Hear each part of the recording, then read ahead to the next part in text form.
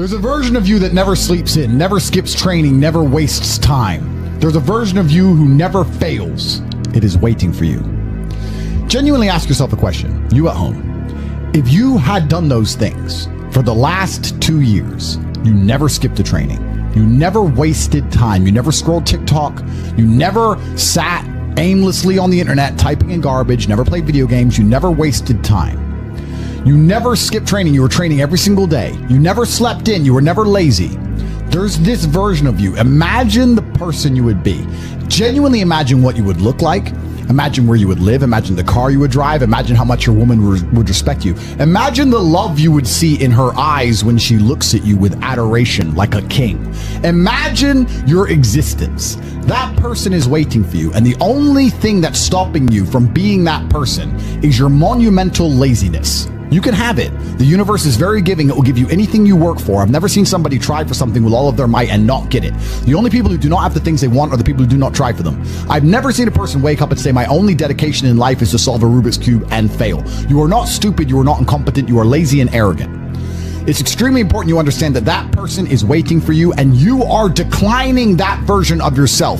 In the multiverse, in the many different versions of the universe that exist, there is a version of you that does those exact things, and he is a greater person than you can even fathom. You can transform yourself into that guy. You can be a top G. That's exactly what I did. I knew who I was going to have to end up being before I became that person. My brother and I are not from rich families. We are not from advantaged beginnings, but I knew I had to be a big, strong, fighting billionaire.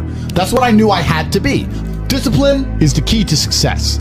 If you cannot force yourself to do something you don't want to do, how are you ever going to put yourself through the suffering required for greatness? If you cannot force yourself to train when you do not want to train, if you cannot force yourself to work when you don't want to work, if you can't force yourself to not log into Pornhub or force yourself to eat right, how can you possibly ever become a monumentally successful person if you cannot control yourself long enough to do what must be done as opposed to what you feel like doing? The only people who get to live their lives based on how they feel are women and children. Children can cry because they feel like crying, as can a woman. A woman can start an argument because she feels like arguing, as can a child. A man must do what he is supposed to do irregardless of how he feels. That is the key component to masculinity, is discipline. If you do not have the discipline to dedicate yourself to anything, you are going to fail and be crushed by the people who can. If you only go to the gym when you feel like going to the gym, you're never going to be as strong as the people who go to the gym when they don't feel like going to the gym. That is a reality of life. So, I train every single day. I've actually heard from some people saying, you overtrain. And I explained to them, one, I don't believe in rest. I'm not you. I'm not pussy, and I'm not broke like you are, Mr. Fitness Trainer, standing around the gym teaching people for $50 an hour. I don't need to listen to you. Secondly, I don't train because I want to get bigger. I train every day because it is difficult to train every day. It hurts. I don't want to. I wake up and I'm busy. I have other things to do. I don't feel like doing it, so I force myself to do it 7 days a week, 365 days a year, so that I know I'm the kind of person who can do what he doesn't want to do when it needs to be done. I am that man, and it's more of a mental exercise than a physical exercise at this point. How can you ever outcompete me if I can force myself to do the things I don't want to do and you cannot? Discipline is absolutely essential for success, and you need to get very comfortable and very used to the idea of understanding that on your path to greatness, there are going to be long periods of time where you hate what you are doing, where you are dissatisfied with the actions you must undertake, where you are tired, where you are stressed. That is why it is difficult. That is why most people won't make it.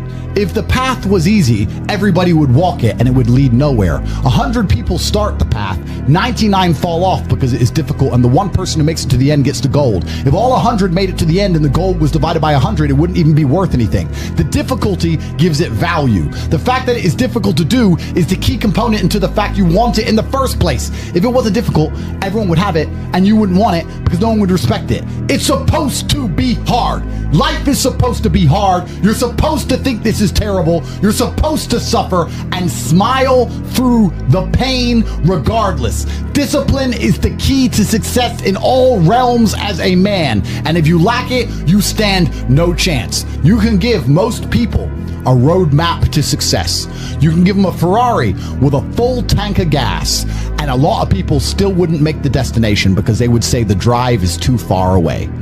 quitters. They don't have the discipline. You can tell them exactly how to do it. You can give them the mechanism to get there, but they don't have the discipline to complete the drive and end up at the destination. That is the majority of Earth. This is your competition. People who, even if they are told what to do and people tell them exactly how to do it and help them do it, still quit, still fail because they lack discipline. Even me, with my monumental powers, I can't make a quitter successful.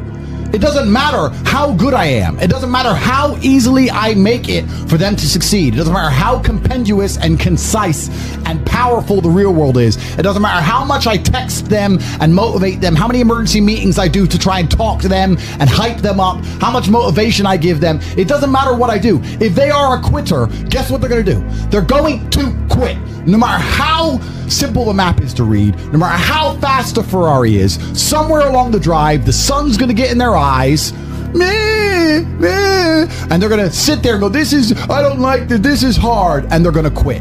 Quitters are the number one type of people that nobody can help. If you're a quitter, I can't help you, life can't help you, God himself cannot help a quitter. So if you lack discipline, you lack the very basic building block to any type of success which exists on the planet. By every single metric which can be measured with science, you are going to stay a loser and a failure. The key is to keep training. If you train hard every single day, you don't have to worry about a little bit of vitamin C. It's true. If you don't train and you don't smoke, you're still going to be a pussy. Yes. The answer is always hard work. As soon as you are granted life, you are guaranteed death. What you do in between is up to you. You are all conscious. That could end tomorrow, that could end in 100 years. But the time between the beginning of your consciousness and the end of it is completely up to you. Training is never the wrong decision. If you're in jail, you should train. If you are free, you should train. If you are rich, you should train. If you are poor, you should train. If you smoke, you should train. If you don't smoke, you should train. If you drink, you should train. If you don't drink, you should train. You cannot escape that hard work is always the correct decision. There is no time in any scenario when working hard is going to be the wrong answer. You should always try your very best in all things. I will smoke 10 cigars a day and beat the shit out of you because I train harder than you can possibly fathom. Pain is an extremely important part of the equation. Pain is the elixir of success. When people say this bad thing happened to me and I'm suffering, I say good. It is pain which is required. It's one of the elements in the chemical reaction. If a chemical reaction requires 5 particular distinct compounds and you have 4 and you're missing 1, it simply doesn't work. Pain for a man is one of the most important elements in becoming successful.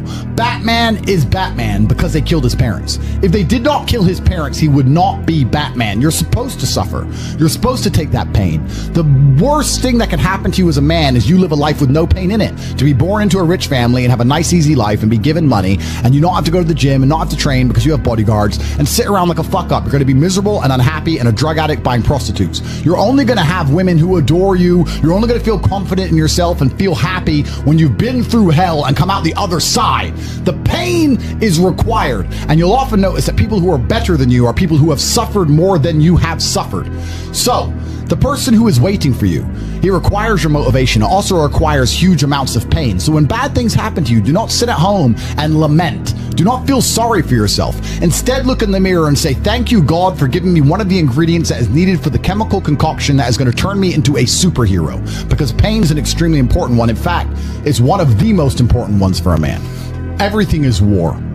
All of it. Sitting in the commute without losing your patience is war. Trying to find a way to escape your slave job is war. Keeping your wife happy and your children inspired is war. Training to become stronger than before is war. It is all war, and it cannot be avoided. And I'll tell you why it's war. Because war is 2 opposing sides trying to achieve the same goal. 2 opposing sides want the same land or the same influence over X land. And And the car you want, the Ferrari, you're not the only person who wants it. The reason it's so expensive is because others people want it. The girl you want, the beautiful woman, everyone wants her. It is war. It is competition. Everything about life as a man is war. It is conflict because you are competing against the other men who want it the same, which is why discipline is such an important thing, which is why you must take the pain and add it to the concoction to become as formidable as possible. Life is war. This idea that you can go through life as a man and avoid war is probably the biggest mistake that most men make, because it is impossible for you to achieve anything significant without war. Running a business is war. Running a hotel, running a restaurant, running an online company, it's war. Training is war. Life as a man is war. You need to wake up and view it exactly as what it is. Everything I want, other people want. Everything I desire, other men are trying to get. This is a war and I must outcompete them. That is the best possible mental model you can have. Even in jail, it was a war for who could stay most calm, a war who could control their mind the best, a war for who could suffer the least. That is war. I was surrounded by people who lost their minds and I refused. It was a battle and I was successful. Life in and of itself as a man is a never-ending struggle and a never-ending battle. It is the constant of the human condition. Evolution requires pain. While others complain that they do not feel happy enough, I'm happy I'm struggling. I don't want to be happy. I want to be great. This is the beauty of life as a man. Do you understand? I don't care. I'm happy to be struggling. I wanted to fight. You wanted to win. I wanted to fight. That's the difference. You're concerned with winning. I wanted to just fight. And we're fighting. That is the beauty of life as a man, to be great. If you concern yourself only with being happy, you are once again acting like a female or a child. Happiness is fleeting. It doesn't even matter if you're concerned only with the hedonism of happiness. You're going to drink alcohol and go to parties and go to festivals and take drugs. I want to be happy. Who cares? I want to be great. I want to be great all of the time. And let me ask you a question as a man at home, genuinely, truthfully. Would you rather be a loser who's always smiling, a happy loser, or would you rather be a stressed winner? Because I'll tell you something about winners. Most of them are stressed. We are stressed. We're stressed. Putin is stressed. Genghis Khan was stressed when his messenger turned up after a 4-week ride with updates from the battlefront of Iran. I'm sure he was stressed by what he read. Even if it was very good, even if it all looked fantastic, he started to feel stressed. Okay, well now maybe I need to go to Iran. How long is it going to take me to get there? Maybe we need to send more horses. Maybe we need to colonize Iran. He felt stress because the beauty of life as a man is to be great. So you have to sit here and ask yourself, do you want to be a happy loser that's insignificant? Nobody knows you exist. Women don't respect you. Men don't respect you. Nobody cares if you live or die, but you get to smile all the time. Or do you want to be one of the most important people on the planet with a little bit of stress? I am brilliant because I've decided to be brilliant. And if I have to sacrifice happiness to be brilliant, then that's fine. You know what the great thing about it is? You know what's amazing what God gives, how the whole world becomes full circle? If you stop caring about being happy and you start caring instead about being great, guess what you end up being? Great. Along with great. And you know what? Yeah, happy. You end up happy if you forget about happiness and try to become great. You will never be successful if you're concerned about being happy, so forget about it. I like to consider myself a wise old man, and I'm trying my best to encourage and instigate a revolution amongst the youth where men take absolute self-accountability and they believe in themselves and they take responsibility for absolutely everything. As a man, you are most formidable if everything is your fault. If it rains outside and you get wet, that is still your fault. Can you control the rain? No. Could you have brought an umbrella? Yes. You need to blame yourself for all things, the good and the bad. And by doing this, you take absolute self-accountability, which allows you to build a mental model in which you will find solutions, 1. 2, avoid trouble, because you know that anything bad happens to you is your fault. And 3, be the most fearsome competitor possible, because we're living in a very competitive world nowadays amongst the elites. The people who understand that you're living inside of a fish tank are trying very hard to get out. And you have to make sure that you can outrun some of them if you want to escape. It's an age-old adage. If a bear is chasing a group of people, you do not have to be the fastest one. You just have to be faster than the slowest. The slowest person is going to die. So as long as you're ahead of the majority of people, you stand a very good chance of avoiding slavery. Being a powerful man isn't always about furious anger and instilling fear. As enemies attempt to attack your energy and lower your vibration, understand this: power is untouchable. Power may notice, but it doesn't care. Sometimes power is simply not giving a fuck. Being a powerful man isn't always about furious anger and instilling fear, meaning sometimes it is. You need to retain the capability to instill fear with furious anger. A man who cannot do that is not a man. It is one of the cards you need to have in your deck. However, more often than not, when you're in a true position of power, you will play the alternate card, which I'm describing here, as simply not caring. How can you not give a fuck about things? So I'll tell you how. If you're filthy rich and you have a strong network of people around you who you trust, and you have a good family, and you have beautiful children, you have women who love you, and you have beautiful supercars, you live with your best friends in a compound, you have armed guards, and you're proud of yourself, and you're strong, and you train hard every day, and you're monumentally successful, and all of your dreams come true, and if you want something, you can instantly snap it up. You want a Pagani, you want a Bugatti, you want a $25 million apartment, anything you want, you buy. It's very easy to not give a shit about the opinions of people who don't have one fraction of your success. And what these people are trying to do is drag me, I'm using me as an example, but we can also use it for you. When you have true power, they're trying to drag you down. They're not trying to elevate themselves. They're trying to drag you down, which is a very different thing. Because it's amazing how God rewards those who are trying to build and create and elevate, and how it punishes those who are simply trying to destroy and be spiteful and negative. And these people are going to dedicate hours and hours and millions of hours of their life towards a certain cause. Thank you. To try and drag people down who they cannot affect because they're already too powerful and too large. And they're wasting their own human experience, and they're not progressing or advancing themselves in any way. They will stay brokies, and we will stay rich forever. So the lesson here is that you need to get to a position where ignoring people is a move in which you're guaranteed success. You can ignore people completely and they are benefiting you. And that comes from a position of power. And I think a lot of you at home right now, you may not be in our position, but if you're already working hard, you're already going to the gym, you're already training, you make sure that you're getting as much muscles as possible, as much money as possible, you're dedicated, you don't sleep in, you don't waste your time, you don't smoke weed, you don't play video games, you're focused on trying to become fantastic as a person, you can just ignore that girl. That girl who broke your heart or cheated on you, just ignore her. The most powerful move you can make is ignore her. Yeah, you could yell at her. Yeah, you could try and make her scared of you, blah, blah, right? That's not going to work. The powerful move is just to completely ignore her because you're on your ascent. She is likely on her descent. She likely has no intention of improving herself, no intention of becoming richer, no intention of becoming better looking. Time is against her. As she gets older, she's going to lose her looks. You're going to continue your ascent, and she's going to have to watch you for the rest of her life be the man that she could have been with that she's no longer good enough for. The best thing you can do is simply ignore her. That is the powerful move. And it's the same with also men. It's not even a gendered argument. There's men who want to be your friends right now, who wanted to be your friend, and they did something wrong to you. And if you're on the right path doing the right things, karma, God, the universe, whatever you want to call it, is going to teach them a lesson for simply failing to be a good person to you while they had the chance. But when you have a whole bunch of money, you take care of the people you love. And that's the masculine prerogative. And even my brother and I, anyone who's been loyal to us, who's on our team, we monumentally reward. And everyone who ever displayed cowardice or sold us out or made mistakes massively regrets it because they see how well we treat the people who are close to us. If you lack somewhere, excel somewhere else. Counter your weaknesses by honing other capabilities. If you're ugly, become filthy rich. If you're poor, be as strong as an ox. Life is unfair.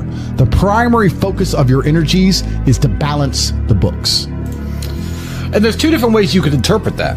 You can, obviously, increase the attributes that you are lacking. If you have the ability to train, because a lot of people don't. Some people are born without arms and legs, but you, with 2 arms and 2 legs, are sitting at home jerking off the Pornhub, flabby and fat. If you have the ability to train, you should be doing it. But also, you know, there are some things that some people are just better at, and you can counteract that problem by teaming up with people who compensate for your weaknesses. People who are strong in areas where you are weak, and you team up with people where you are strong in areas where they are weak. I don't think between the people in this house and our group of friends, we lack anything. Correct. Anything. Correct. Literally anything. We can sit as a group and have a conversation about anything with anyone in the world and give useful insight and change people's lives for the better, because although I am not perfect, our team compensates one for each other. And that's the point of brotherhood. So excel in one area if you lack in others. I have people say to me, Andrew, I'm short. What do I do? I'm short. Okay, God made you short. Fine. Good. Doesn't matter. You can't change it. What you can do is become as strong as an ox and become filthy rich and monumentally important and extremely influential. You can do that. People say, I'm poor. You should be strong. Oh, I'm strong, but I don't have any money. Okay, then teach others to be strong. Yes. There's always a way you can take your advantages and use them. And by teaming up with other men, other people, you can build a team in which there are no weaknesses. So if you have a disadvantage, you also have somewhere God has given you a distinct advantage over others. And it is your duty to excel in that realm. It is your duty to become so monumentally influential and powerful within that specific criteria in which you have the capability to be brilliant, that your weaknesses no longer appear because they can be simply overshadowed by your network or overshadowed by your absolute competence. By constructing the correct mindset, you can be in the exact same scenario you're currently in, living the exact same life with a different mental model in which you view the world, and you will not only feel more powerful, you will be more powerful, you'll achieve more amazing things, you will be greater, you will be happier with the same car, the same woman, the same house, the same income, the same everything, but your mind changes the lens in which you view the world. Lenses change things. Rose-tinted glasses, perhaps dark glasses. You can put glasses on, change the lens, and you can view the world differently by changing how your mind is constructed and put together and the way you view the world. That is the point of mental Aikido.